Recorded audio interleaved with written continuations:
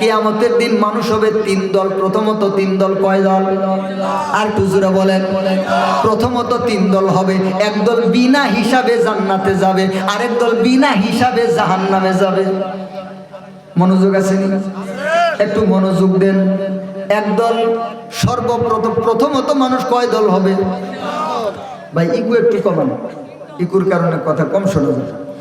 প্রথমত মানুষ হবে তিন দল। এক নম্বর দল বিনা হিসাবে জান্নাত, দ্বিতীয় নম্বর দল বিনা হিসাবে জাহান্নাম, তৃতীয় আরেকটা দল হবে এরা আল্লাহর সামনে হিসাবের মধ্যে পড়বে। মুসলমান ভাইরা আমার, এর আপনি কোনটাতে পড়তে চান? এক নম্বরে না দুই নম্বরে না তিন নম্বরে? দেখি এক নম্বরে কারা কারা পড়তে চান? আল্লাহ তাআলা কবুল করেন, হাত নামান। দুই নম্বরে কারা কারা পড়তে চান? কেউ নাই। তিন নম্বরে কারা কারা পড়তে চান? কেউ নাই। দেখো বাঙালি কত চালাকের চাল, ওরা এক নম্বরে থাকবো, দুই নম্বরেও নাই, তিন নম্বরেও নাই। আবার আমল নামা দেখলে শুধু 3, 4, 5, 6 শুরুই হয় তিনের পর থেকে। কথা হয় না? এই জন্যই বলা, আমি আর অনেক দিন খাইবি ধরা, যাইবি যে দিন কবরে, শেষের দিনে খাইবি রে ধরা, যাইবি যে দিন কবরে, আসল জায়গায় খাইবি রে ধরা, যাইবি যে দিন হাসরে। ঠিক কিনা? ও মুসলমান ভাইয়েরা আমার, এতগুলা মানুষ সবাই এক নম্বর দলে থাকতে চায়, কিন্তু আমল নামা দেখলে দেখা যায় এক নম্বরও নাই, 5, 6 নম্বর থেকে আমল নামা শুরু হয়েছে। যত বাটপারি, যত টাউটামি, যত দুর্নীতি, যত চুরি, যত রাহাজানি, যত ছিনতাই, যত ধর্ষণ, যত টাকা চুর, যত পয়সা চুর, যত স্লিপ চুর, যত চুরের দল বাংলাদেশে জড়ো হয়েছে। কথা বলেন ঠিক কিনা? আবার এক নম্বরে থাকতে চায়। দেখো কি করে, কিরকম সাহস। ওই চুরির চুরি আবার সিনা চুরি আছে না নাই? ওই চুরের মায়ের বড় গলা। ঠিক কিনা? ও মুসলমান, এক নম্বরে থাকতে হলে 3টা কোয়ালিটি লাগবে, 2 নম্বরে থাকতে হলেও 3টা কোয়ালিটি লাগবে, 3 নম্বরে থাকতে হইলেও 3টা কোয়ালিটি লাগবে। বুঝাইতে পারলাম কথা? মনোযোগ আসেনি? 1 নম্বর যারা, ওরা হচ্ছে বিনা হিসাবে জান্নাত। 2 নম্বর যারা, ওরা বিনা হিসাবে জাহান্নাম। 3 নম্বর যারা, ওরা হিসাবের মধ্যে পড়বে। কয়টা দল? 3টা। সর্বপ্রথম এই 3টা, এরপরে আরো আছে, তবে সর্বপ্রথম এই 3টা। এবার এই 3টা দলের 3টা করে কোয়ালিটি আছে। কয়টা করে কোয়ালিটি? 1 নম্বর দলের কোয়ালিটি কয়টা? যদি বুঝে থাকেন জবাব দেন। 1 নম্বর দলের কোয়ালিটি কয়টা? 2 নম্বর দলের কোয়ালিটি কয়টা? 3 নম্বর দলের কোয়ালিটি কয়টা? এবার দেখি আপনি কোন দিকে যান। 1 নম্বরে হাত উঠাইছেন, 2 নম্বরে ওঠান নাই, 3 নম্বরে ওঠান নাই। এবার আপনি দেখি মুখ দিয়ে কইলেই তো আর হইল না। কোন একজন মানুষকে আপনি জিজ্ঞাসা করছেন, ভাই আপনি কি কৃষক নাকি? কয় হ্যাঁ কৃষক। কই বলেন তো ধান গাছ দিয়ে খাট বানানো যায় কিনা? কই যায়। মানে আমি তো 4-5টা বানাইছি। বলেন তো এ কি কৃষক নাকি? আরে তো কৃষক না, ওর 14 গোষ্ঠীর মধ্যে কৃষক নাই। কথা বলেন ঠিক কিনা? কারণ কৃষক যদি ওর 14 গোষ্ঠীর মধ্যে থাকতো, অন্তত ধানের গাছটা হইলেও দেখতো যে ধানের গাছ দিয়ে খাট বানানো যায় না। ও মুসলমান ভাইরা আমার, 1 নম্বর দল যারা হবে বিনা হিসাবে জান্নাতি, এদের কোয়ালিটি হবে 3টা। 1 নম্বর ঈমান আছে, আমল আছে, গুনাহ নাই। 1 নম্বর ঈমান আছে, 2 নম্বর আমল আছে, 3 নম্বর গুনাহ নাই। এরা হচ্ছে 1 নম্বর দল। এবার আপনারা কয়জন 1 নম্বরে আছেন? এবার কিন্তু আসল খবর বাড়াইছে। এবার আসল খবর বাড়াইছে। ও মুসলমান, ঈমান আছে, আমল আছে, গুনাহ নাই। এরা হচ্ছে 1 নম্বর, এদের কোনো হিসাবও নাই। আল্লাহ তাআলা ওদেরকে বিনা হিসাবে জান্নাতে দিয়ে দিবেন, ওদের পুল সিরাতেও যাওয়া লাগবে না, ওদের পুল সিরাতেও যাওয়া লাগবে না। ওরা আল্লাহ তাআলার কাছে বিনা হিসাবে জান্নাতে যাবে। কয়টা কোয়ালিটি? কয়টা? 3টা কোয়ালিটি। ঈমান আছে, আমল আছে, গুনাহ নাই। ও মুসলমান, ঈমান কাকে কয়? ঈমান কারে বলে? ঈমান কি জিনিস? ঈমান কেমনে থাকে? ঈমান কেমনে যায়? বাঙালি শুধু ভাত খায় আর খের খায় আর না দেয়। ও মুসলমান, আমি ওয়াজের মধ্যে বসলে কলিজাটা ফেটে যেতে চায়, অন্তরের মধ্যে বুঝ দিতে বড় মুশকিলের মধ্যে পড়ে যায়। কোনটা ছেড়ে কোনটা বলি, কোনটা বাদ দিয়ে কোনটা বলি, মুশকিলের মধ্যে পড়ে যায়। সর্বঙ্গে ব্যথা, ওষুধ দিব কোথা? তরসম নারসি বকাবাই আরাবি কেইরা তুমি রাবি বতুর্কিস্তানাস। তরসম নারসি বকাবাই আরাবি কেইরা তুমি রাবি বতুর্কিস্তানাস।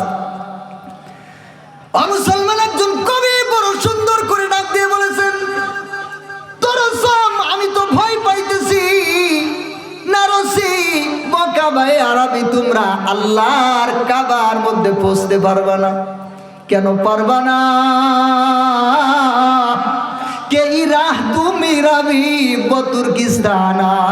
কারণ যেই রাস্তা দিয়ে তোমরা চলতেছো এটা হচ্ছে তুর্কিস্তানের পথ।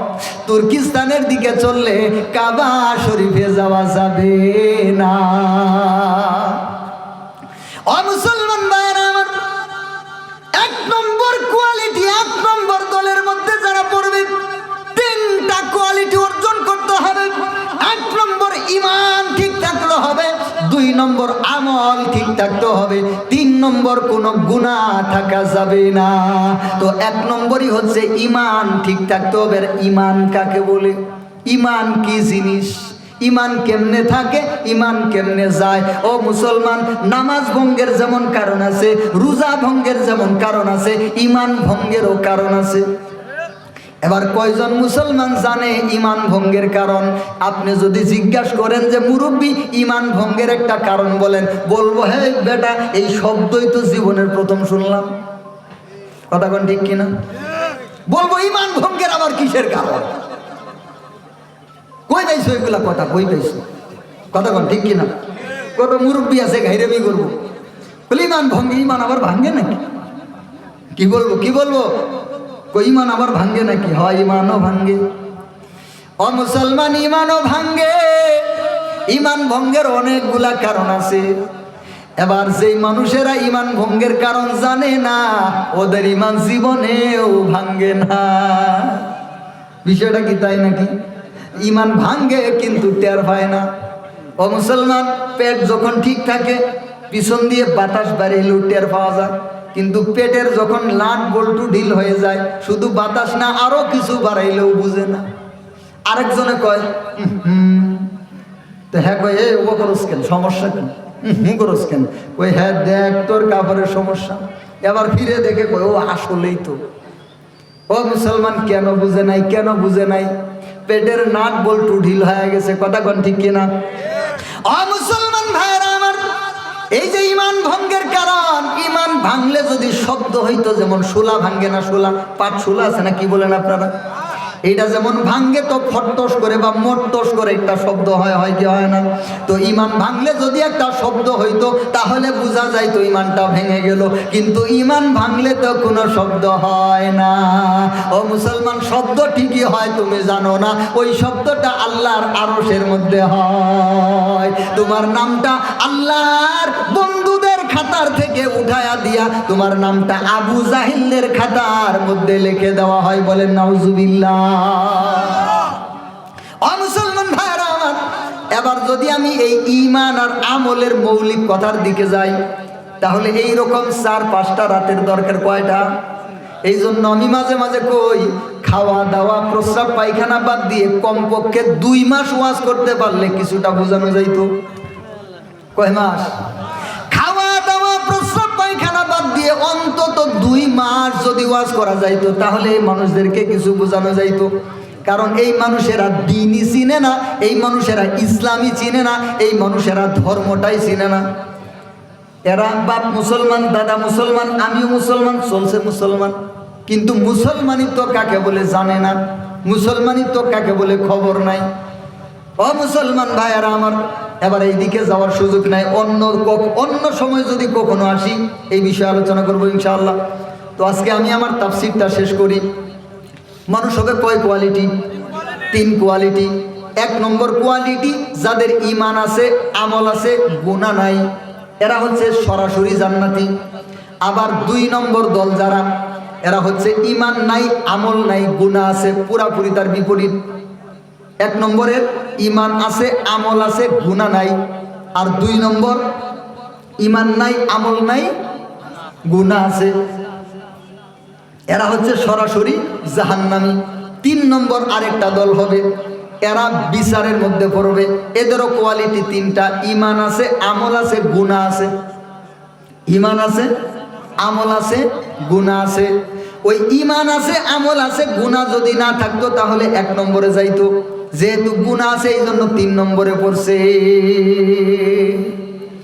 ও মুসলমান ভাইয়েরা আমার, হাসরের ময়দানে আল্লাহ সুবহানাহু ওয়া তাআলা সমস্ত মানুষকে একত্রিত করিয়া তার জীবনের প্রত্যেকটা মুহূর্তের হিসাব আল্লাহ সুবহানাহু ওয়া তাআলা নেবেন। মানুষেরা আল্লাহর সামনে মিথ্যা কথা বলার চেষ্টা করবে, কিন্তু মিথ্যা বলার চেষ্টা করে সেদিন কাজ হবে না। আপনি যেই জায়গার মধ্যে গুনাহ করছেন ওই জায়গা সাক্ষী হয়ে যাবে। আপনি যেই জায়গার মধ্যে, যেই সময়ের মধ্যে গুনাহ করছেন ওই সময়টা সাক্ষী হয়ে যাবে। ওই সময় যে ফেরেশতারা উপস্থিত ছিল তারা সাক্ষী হয়ে যাবে। ওই সময় যে জিন্নাতগুলা, মুসলমান জিনগুলা উপস্থিত ছিল তারা সাক্ষী হয়ে যাবে। আপনার শরীরের অঙ্গ প্রত্যঙ্গগুলা সাক্ষী দিয়ে দিবে। বলেন সুবহানাল্লাহ। মুসলমান ভাইরা আমার, আল্লাহ সুবহানাহু ওয়া তাআলা 1 নম্বর ওয়াদা মৃত্যু, 2 নম্বর আল্লাহ তাআলা উঠাবেন, 3 নম্বর হচ্ছে হিসাব, 4 নম্বর হয়তো জান্নাতি নয়তো জাহান্নামী, হয়তো জান্নাতি নয়তো জাহান্নামী। যদি 1 নম্বরে পড়ে তো বিনা হিসাবে জান্নাতি, আর যদি 3 নম্বরে পড়ে তো বিচার হওয়ার পরে, পীড়ন খাওয়ার পরে জান্নাতে যাব। কি খাওয়ার পরে? পীড়ন খাওয়ার পরে জান্নাতে যাব।